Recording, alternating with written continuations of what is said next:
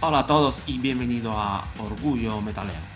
Ross the Boss ha muerto y ha sido precisamente su fallecimiento, seguido apenas unos días después por el de otro guitarrista fundamental de la escena, Phil Campbell de Motorhead, lo que me ha dado el impulso e incluso la seguridad necesaria para abrir este canal dedicado al heavy metal.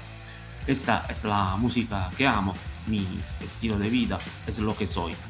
Por eso, cada vez que se nos va un músico de nuestro género, por sobre todo de mi generación, es como si fuera una parte de mí.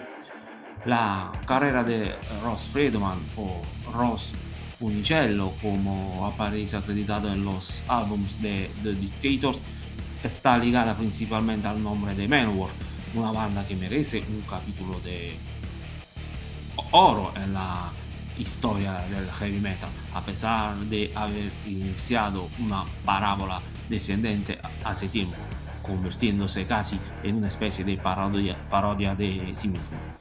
Pero creo que todos estamos de acuerdo en que Ross the Boss tocó en los mejores discos de Manowar, desde Battle Hymns hasta Kings of Metal.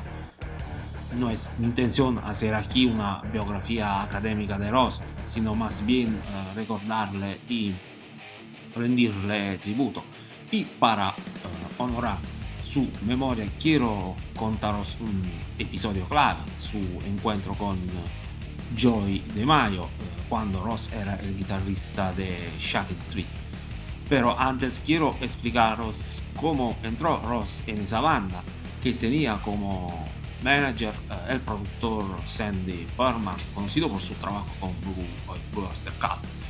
Se dice que el guitarrista Armit Tigraine vendió su guitarra para comprar heroína y en ese momento fue despedido de la banda liderada por los franceses Fabien Sheen y Eric Levy.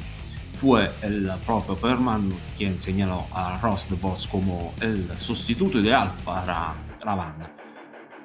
Perman conocía bien a Ross porque era el productor de The Dictators, que por aquel entonces se había separado. Así el guitarrista participó a la grabación del segundo álbum de la banda titulado Shakin' Street, lanzado en el 1980. Aquello día pasó a una gira junto a Black Sabbath y Blue Oyster Cult. Fue un tour que de hecho marcó el fin de Shakin' Street, quienes se separarían un año después debido, entre otras cosas, a tensiones internas. Sin embargo, esa gira fue el Sliding Door, el momento decisivo que permitió el nacimiento de Manowar. ¿Por qué? Porque Joey DeMaio trabajaba como roadie para Black Sabbath y se hizo amigo de Ross. Joey le habló de su proyecto y Ross aceptó formar parte de él. Ese día se plantó la semilla de Manowar y se sentaron las bases de Battle Hymn y todo lo que vendría después hasta Kings of Metal. Después de aquel periodo, Ross se dedicó a otros proyectos, entre ellos resucitar a The Dictators. Y también quiero recordar sus dos álbumes en solitario, New Metal Leader y Hellstorm. El pasado febrero, Ross hizo público que padecía esclerosis lateral amiotrófica y finalmente nos dejó el 26 de marzo. Esto es todo por este vídeo. ¿Habrá más? No lo sé, pero si os suscribís al canal me daréis el incentivo para seguir adelante. En los próximos días estudiaré cómo estructurarlo todo. Repito, este ha sido un vídeo improvisado grabado por puro impulso.